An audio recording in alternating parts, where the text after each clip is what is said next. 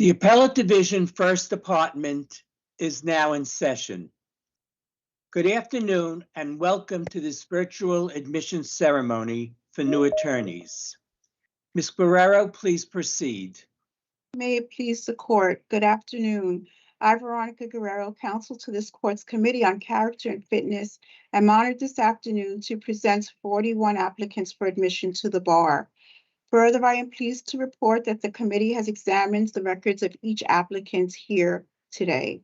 Accordingly, and on behalf of the committee, I certify that each applicant here this afternoon does possess the requisite character and fitness to merit admission to the bar of the state of New York. Therefore, I do hereby move for their admission.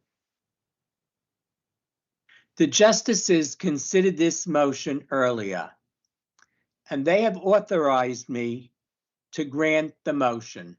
Thank you.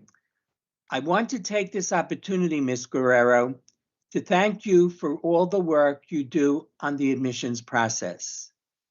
I also want to thank the members of the Committee on Character and Fitness who serve in a pro bono capacity for all the work done on the admissions process. Thank you. The Deputy Clerk of the Court, the Honorable Margaret Soa, will now administer the oath of office. Good afternoon, Justice Friedman. Good afternoon, candidates. Candidates, please raise your right hand. I'll recite the oath in the form of a question. At the end, I'll ask you to unmute your mics and respond by saying, I do.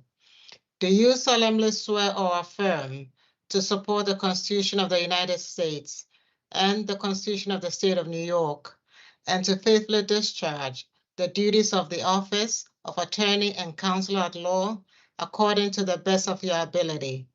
Please unmute your mics and respond. I do. I do. Congratulations, attorneys. You may lower your hand and please remute your microphones. I invite the members of the panel to unmute their microphones and give the new attorneys a round of applause.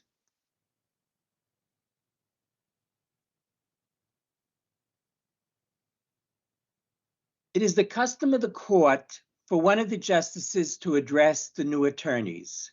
This afternoon, that privilege falls to Justice Ellen Gesmer.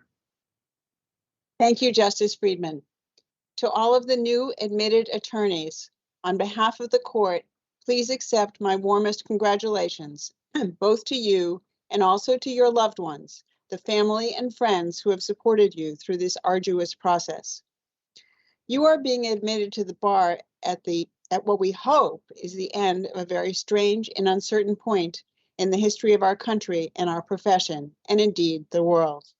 I'm very sorry that one lingering and very visible effect of the pandemic is that we are not yet able to hold this ceremony in our majestic courtroom. Perhaps you can get some idea of its beauty from the photograph which we are each using as a virtual backdrop. I hope that you and those close to you will come by our building sometime to see this historic building and to watch us during oral arguments. As I thought about welcoming you to the bar at this time, it struck me that crises like these often make clear both what is required to be an outstanding lawyer and also what makes our profession great. Of course, all lawyers all the time have to know the law. All lawyers all the time have to think logically, read critically, write clearly, speak persuasively, and listen with empathy. But today, more than ever, we realize that the best lawyers have to be both willing and able to learn new areas of law and to master new skills. The last few years have shown us that the best lawyers are flexible and nimble. Today, the successful lawyer is the one who can argue virtually one day and conduct a trial in person the next day. Bar associations, policymakers, and individual lawyers are now thinking creatively about how to use these new skills and technologies to improve the legal system, to make it more fair, and to provide legal services more efficiently, especially to those least able to afford it. In addition to requiring new skills, The vast social effects of the pandemic has demonstrated more clearly than ever that our profession has a duty to those who have the least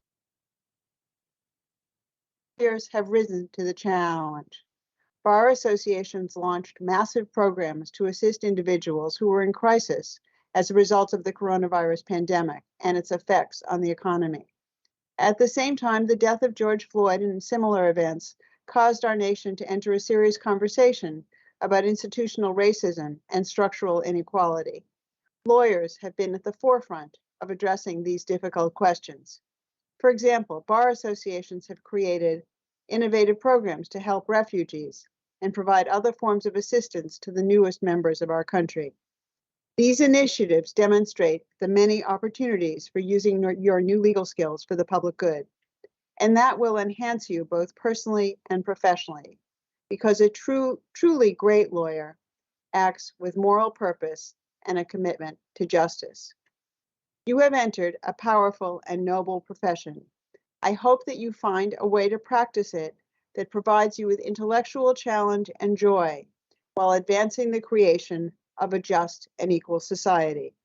With that, congratulations again and best wishes as you begin this boundless journey. Thank you, Justice Gesner. This admission ceremony is now concluded. Court is adjourned. Thank you to the bench, and to Ms. Soa. The new attorneys will stay on with me.